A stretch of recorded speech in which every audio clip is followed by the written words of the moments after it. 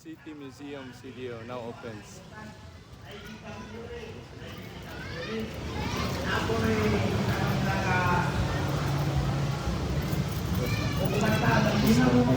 Please come in.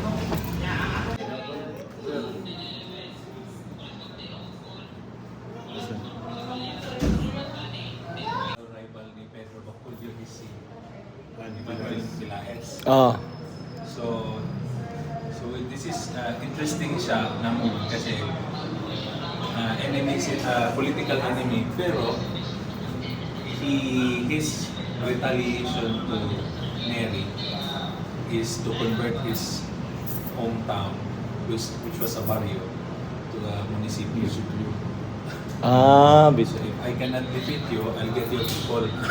Get your people. Oh. So asa man yung hometown, yung village na?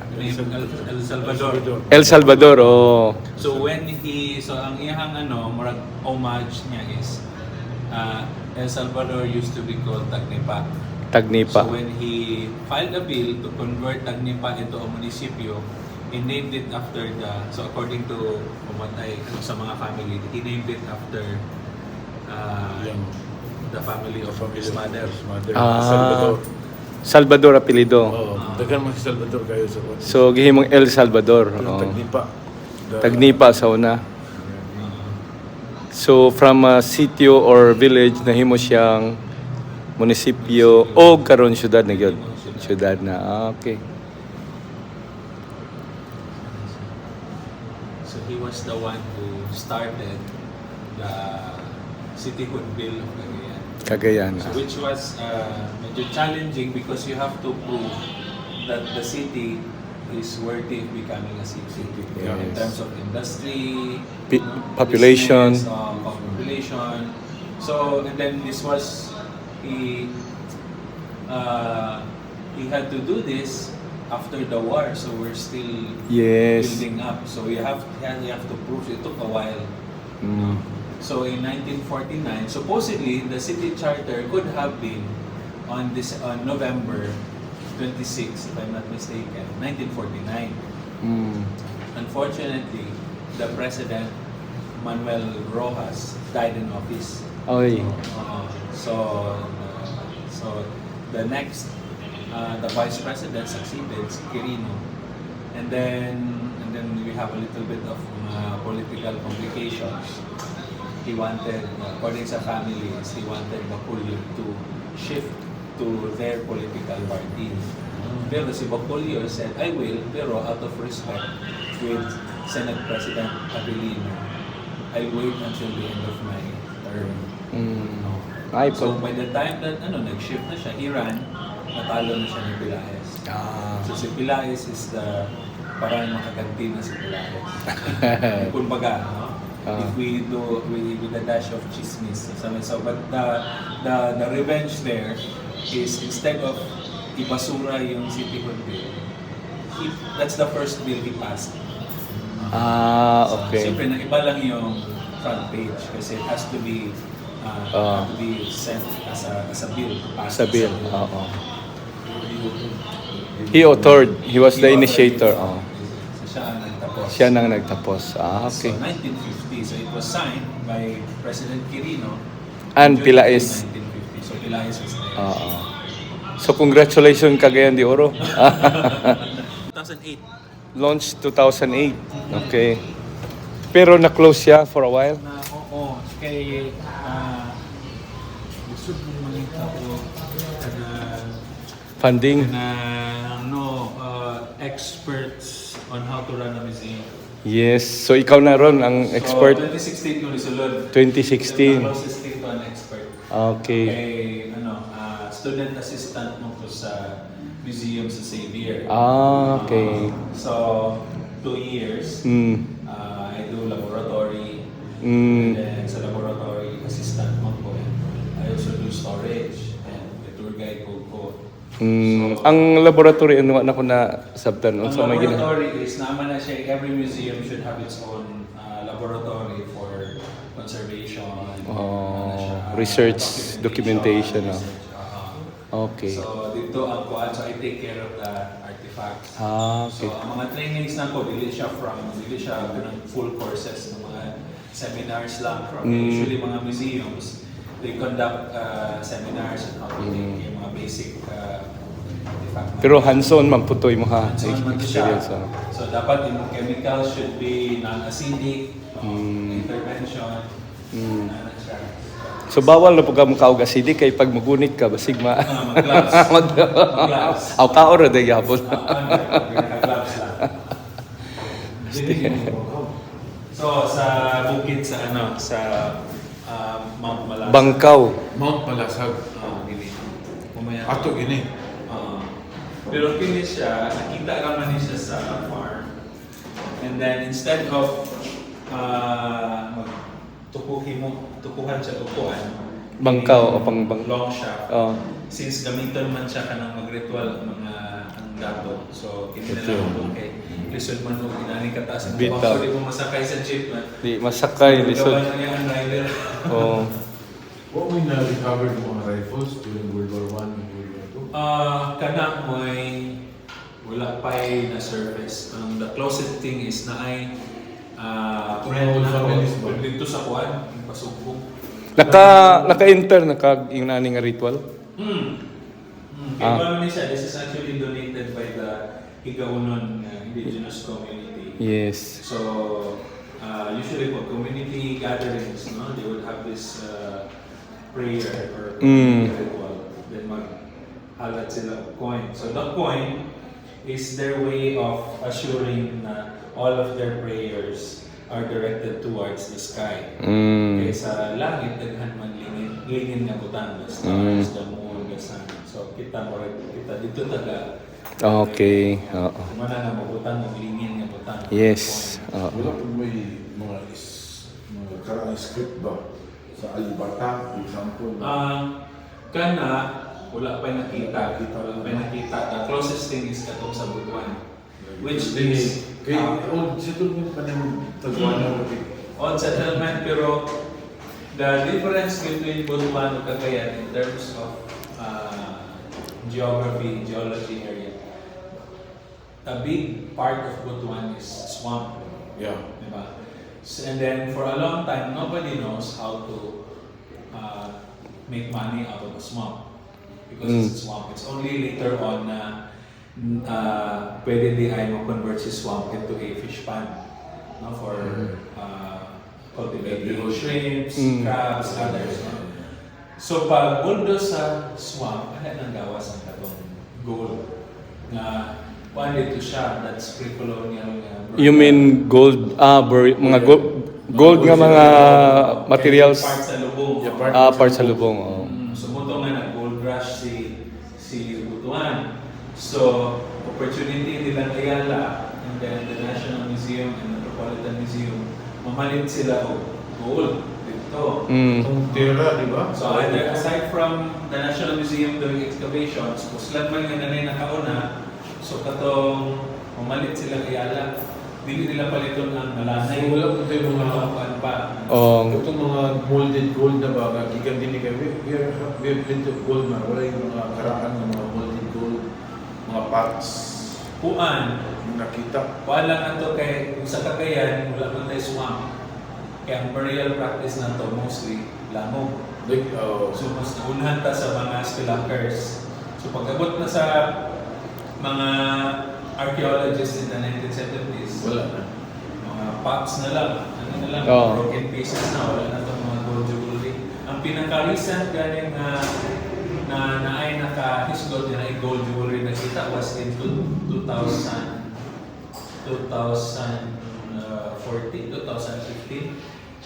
Oo, nakita siya kaya na may isa ka hill. Nagipatag siya to put up a Seventh-day Adventist na church. Pagpatag, na-discover din sila 15 kabuk skeletons with grave goods. Then some of the skeletons had duha to na gold necklaces o mga gold earrings. So, na-retrieve. So, there must be Wala, from the wala. Saan kay- royal family. Ang trabahan kay Of the... and then siya makita. So sayang na to, it would have been interesting to see what design na to. Hindi na kayo palitong lang ka ba? Wala. Ako sa siya. Kabalong kasan na to na pagulong. So, San Antonio de Padua, hinaot. Makita na tong gold. lagi. Napadili. Sa ato ang padre. Agyan ako kadyot niyo, dali. Wala siyang settlement. Okay, bali. That's Himulugan. Himulugan settlement. Klaro ba? Himulugan na. Indigenous people, higauno, no? Lumbia. Meaning those who went up. So these are the barangays nga Karaan po ni nga ngalan. kay kumata 40 ka murag old barrios and then 40 dayon ka urban barangays. Okay. Gold panning, no? Gold panning. Padayon pa man siguro ni Ron, gold panning, no? Kaysa sa para Padayon man na. pa siya kay dili man siya hilabtan sa DNR kay Natural man siya. Traditional man Traditional. siya, wala may machine, wala chemicals. Nya sa para man na ang sa gikuan. para. Mayo.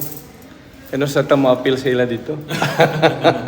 Malagi nga si Barangay Tumpagon, ingin siya nga kung gusto ka nga bona fide ka nga taga Tumpagon, you have to know how to pan for gold. Yes. Kita mong gugos video dito po sa Ilocos. Wala nga panggawa sa video katanaw na mo di kay ni siya kamao. Di kay ka ba? Ana man uyog Manila kay grabe sila lang naging. Anoon mga na patuyok-tuyok, no? Kangin niya mo. Naging very careful gid kay ang mga taga Tumpagon. Yes. Patay nga nani. So nag-abri mo kano sa alang? Karon recently we decided to kay bali ang goal gid namo is we become standardized na to atong museum sa International Council of Museums. Yes. So dapat ma-open ta Pero gamay man nga lugar. Tuesdays to. So Saan pag na po, part po sa mga long-term plan is mag-expand. din suluyo sa unta Kuan siya, another museum area. po. Kay maibe diri dool simbahan pud nata, no? Kay si church pohon magnanapod sila exhibit po Oh. sa history of the archdiocese. Okay. Oo. So, Yes, storytelling, no? Mao na ni. so kini Kay kinsa man ni? American War man. Kay kinsa man ni nga sanina? Paano na yung replica? Replika ra ni. Should kay mangitag original. Mm. Once nga makakita ka, pwede po kay kamahal. Oh. So meaning kung mahal siya, it has to be of high cultural value. Yes. So meaning before ni siya paliton sa city kanang kung anong sa kuan ni kanang Verified yun. debate sa ko sa mga councilor. Di ay. Anong paliton man ni siya because the city will be spending. What makes it so important? Does it belong to a local hero? Kung wala, alita mo palitan na. Okay. Maniguro gyud sila po di. Siguro siya.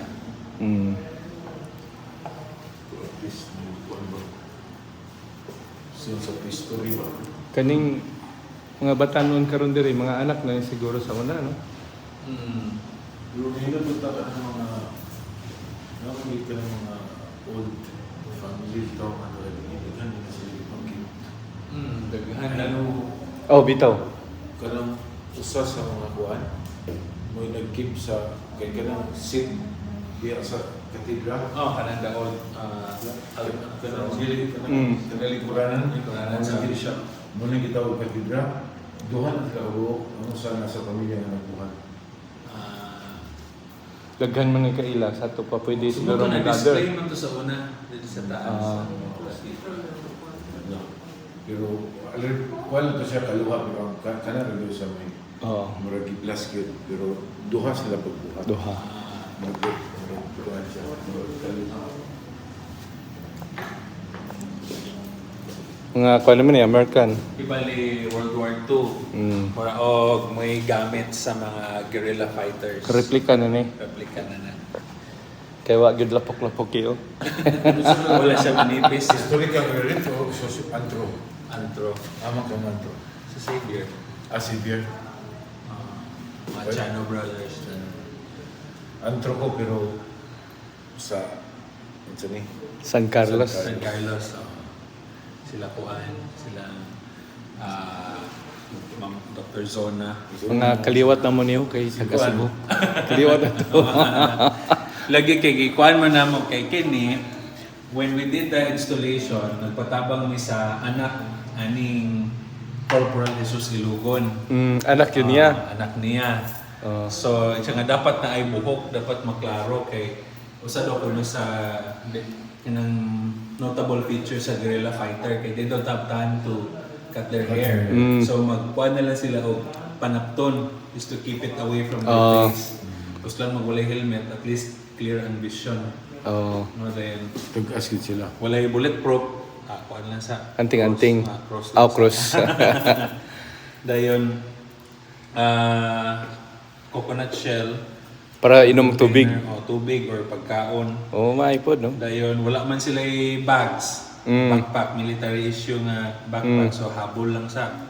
Habol or malong? Habol na? Sa uban, sa Lanao siguro area, malong. Malong. Pero otherwise, habol. Oh. Then sundang dayon. Oh. Mas reliable pa kaysa sa pusil. Kay? Ha? Short man permis bala. Mao gyud ekonomiya. Ah. Japanese occupation eh. Pero, the Filipino bravery is more known during the Korean War. Oo. Yeah. Kadungog ko ato ang istorya ha. Pagkuhan. Wala gina nga, matod pa nga kung ang Pinoy, kung dili pa isog pa ang Pinoy, wala tayo K-pop. Pwede yun.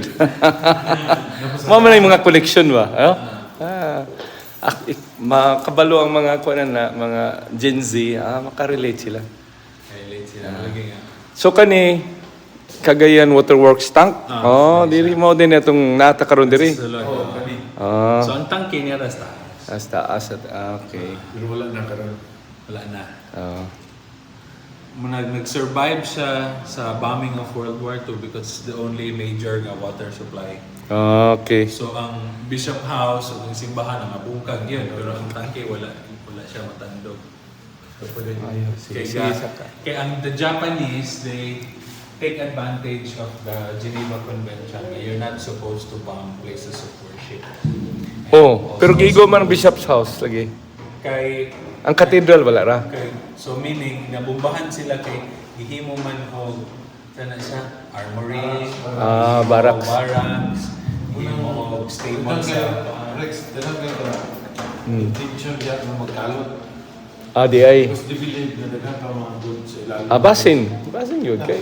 Duha na sa ako karon, duha na ako. Duha na ni Dol. Oh. actually umana Humana kalot.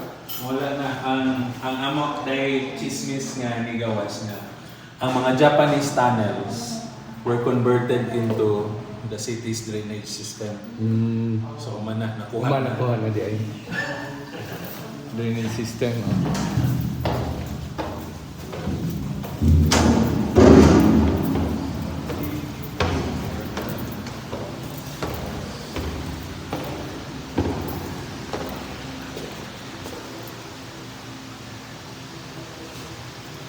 Sa gani ang wala. Si Nicolas Aka. Muni ang pen nga nagperma sa Republic Act 521. Kani. Creating Wow. the city of Cagayan. Cagayan de Oro. Mo na ning nakahimo sa Cagayan de Oro City. Kani nga pen. Matod pa sa Power of pista, the pen. Ang imuhang ang makapag-graduate nimo na sa tumoy sa pen. Grabe so, kay. himo sa syudad na sa Napos tumoy hapon, no. 1962 man nga Divisoria. 1962 nga Divisoria. Wow. Ara.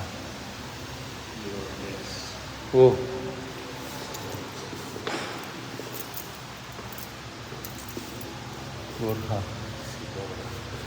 So what's interesting is si Cagayan, dili siya mahiling og homegrown leaders. Kasagara ang mga mayor na to, dili taga Cagayan except for one, si Pedro Roa. Pedro Roa neri. Papa ni Mambing. Papa ni Mambing nini. All Amahan others. gyud. So atong first city mayor si Maximo Suniel, taga Surigao. Ah, ba? The father of modern Cagayan, si J.R. Borja, taga Bohol. Tatawa. Si Bumli. Pero basig na ay kuan, daghan migrants siguro. Dagan ng migrants. Yeah. So, kanya is, na sila yung hometown, they married into the families. Oh. Pero sila sa garang nagkapili. Kay katong munisipyo pa si Cagayan, puro mga gigagawang nagkuhan. From Toribio, Rowan Chavez, sila Kuhan, sila Papana, sila Tirso Neri. Dito yung pagka city mayor, dili na family mo siguro, dili na family mo dagat. Ang mga native, bili na kayo sila, more on business sila. More in business la. Ang plan siguro nila mas dinahan sila outsider ng mga mayor, outsiders perspective sa development. Kaya ang plan nila is if you develop Cagayan, you develop the entire region. Kaya tanan naman goods and services like mga agricultural products that we must Cagayan. Muna sila kahilulungan. Ngayon si Pratt time si Cagayan, mag-claim siya na pinya yan ang logo. Kaya actually, sa 1950 na seal, you put your best produce in high yield mo. Yung wakil pinyahan, ano na yung pinya? Napag-ilupin ni Kaluha. Di ay ito because of Del Monte. So pineapple from Bukidnon sa Bugo, i-process, so Cagayan product na siya. Gawa sa pineapple ang kata. Taas, ay Kaluha din is coconut. May kalubihan din. Hingoog. Kaya naamay processing plant sa coconut oil si Limpid Kai. Marca-Leon. Marca-Leon din na. So, Cagayan product na siya. Oh. Kaniyon sa maning 10,000 wa. DXCC. Napa ni ron? Napa din? The first radio station in Mindanao. RMN. Radyo Mindanao Network. Dire si Esteban. Wala pa nga Esteban Sarmiento. Nag-compose sa Cagayan de Oro March. Right. Gaston Park. Ang nag-compose sa Bukidnon May Home, si Filomeno Bautista, taga Cagayan. Nag-compose sa Cagayan de Oro March, sa Esteban Sarmiento, taga Lala. Lala. Lanao del Norte, Lala. So si Cagayan has two public plazas from two different colonial eras. So Gaston Park used to be the Plaza Mayor of Cagayan, so Spanish period. Spanish period. Ang Divisoria is American period ni siya. American period ng plaza. So muna nga pag ang Americans kay it seems nga dili kay sila ganahan sa Spanish influence sa Cagayan kay maka-Spanish mo gud mga Cagayanon. Di ay. Okay.